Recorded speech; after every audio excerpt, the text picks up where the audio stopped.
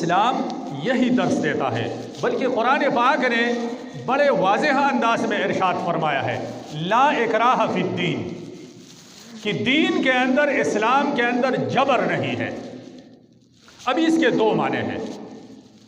Number ایک معنی یہ ہے کہ ایک آدمی غیر مسلم ہے، اس کو آپ غیر مسلم سے نکال کر اسلام کے اندر بزور شمشیر داخل نہیں کر سکتے ہیں، اسلام نے اس کو منع کیا ہے۔ پیغمبر اسلام کا یہ طریقہ نہیں ہے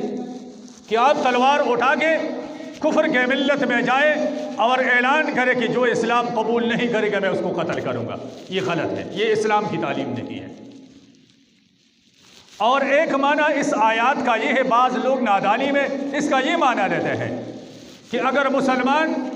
نے اسلام قبول کیا ہے، ایک آدمی مسلمان ہے، دعویٰ ہے، عقیدہ ہے، لیکن وہ اسلام کے خلاف چل رہا ہے، اسلام کے خلاف اقدامات کر رہے ہیں، تو پھر اس کے لیے یہ بات نہیں ہے کہ لا اکراہ فی الدین، دین میں سختی نہیں ہے، بلکہ اگر مسلمان چور ہے تو اس چور کے ساتھ سختی کی جائے، اگر مسلمان زانی ہے تو اس زانی کے لیے اس کے ساتھ سختی کی جائے، اگر مسلمان شرابی ہے تو اس شرابی کے ساتھ سختی کی جائے، اگر مسلمان ڈکیت ہے تو اس ڈکیت کے ساتھ سختی کی جائے۔ تعزیراتی سزائیں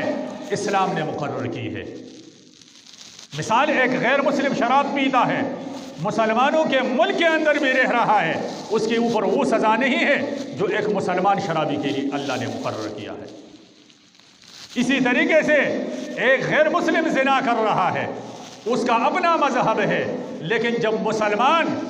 یہ عمل کرے گا تو قرآن کے احکامات اس کی طرف متوجہ ہوں گے۔ تو یہاں پھر اسلام اپنا تعزیراتی سزا قائم کرنے کے پابند ہے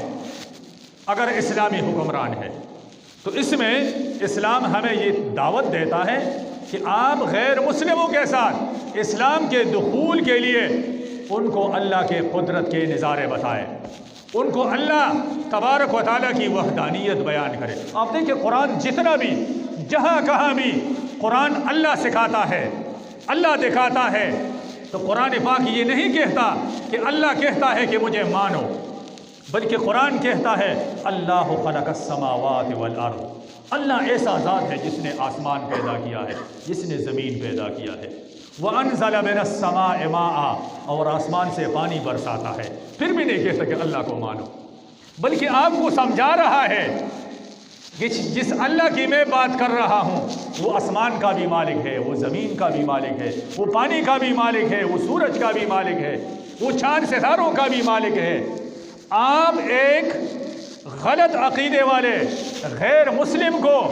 اللہ اور دین کی طرف راغب کرنے کے لیے اللہ کے قدرت کے نظارے اس کے سامنے رکھیں۔ تبارک الذی بیدہ الملک وہو علی کل شیء قدیر الذی خلق الموت والحیات لیبلوکم ایکم احسن عملا، کہ اللہ وہ ذات ہے جس نے پوری کائنات کو پیدا فرمایا، حتیٰ کہ زندگی اور موت بھی اللہ نے پیدا فرمایا ہے۔ تو جب دعوت آپ اس طریقے سے چلائیں گے کہ اللہ آپ ان کو سکھا رہے ہیں کہ اللہ کی ذات کیا ہے، اللہ کون ہے، تو ان کا ذہن کھلے گا، وہ اس بات کے لیے آہستہ آہستہ تیار ہو جائے گا کہ میرا ذہن تو یہ تھا کہ سارا کام میرا یہ بت کر رہا ہے، میرا ذہن تو یہ تھا کہ میرا سردار یہ کام کر رہا ہے، یہ میرا بادشاہ یہ کام کر رہا ہے، میرا یہ ملک اور یہ کونسلر اور یہ وغیرہ وغیرہ اقتدار والے لوگ، یہ مجھے جو مل رہا ہے یہ سب کچھ یہ دے رہے ہیں۔ حالانکہ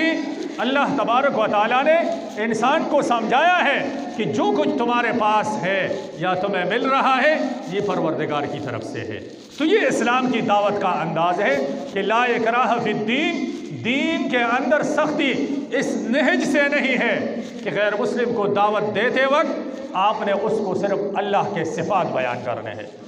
صرف اللہ کے صفات، جناب نبی کریم صلی اللہ علیہ وسلم کے اخلاق اس کے سامنے رکھنے ہیں، تو وہ آپ کی طرف مائل ہوگا، ورنہ پھر ایسا نہیں ہوگا۔ نبی کریم صلی اللہ علیہ وسلم نے برداشت اور تحمل اور بردباری کا مثال اس سے دیا کہ صحابہ کرام کے مجلس میں ارشاد فرمائے کہ اے میرے صحابہ، تمہیں معلوم ہے سب سے بڑا پہلوان کون ہے؟ سب سے بڑا پہلوان اور طاقتور کون ہے؟ تو صحابہ کرام نے مختلف لوگوں کے نام لیے، مختلف جسامتوں والوں کے نام لیے۔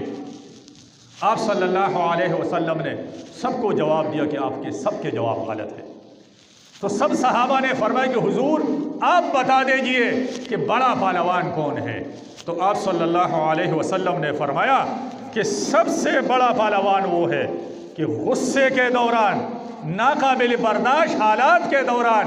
وہ برداشت کرے اور صبر کرے، یہ سب سے بڑا پہلوان ہے۔ یہ ہر پہلوان کا کھیل نہیں ہے۔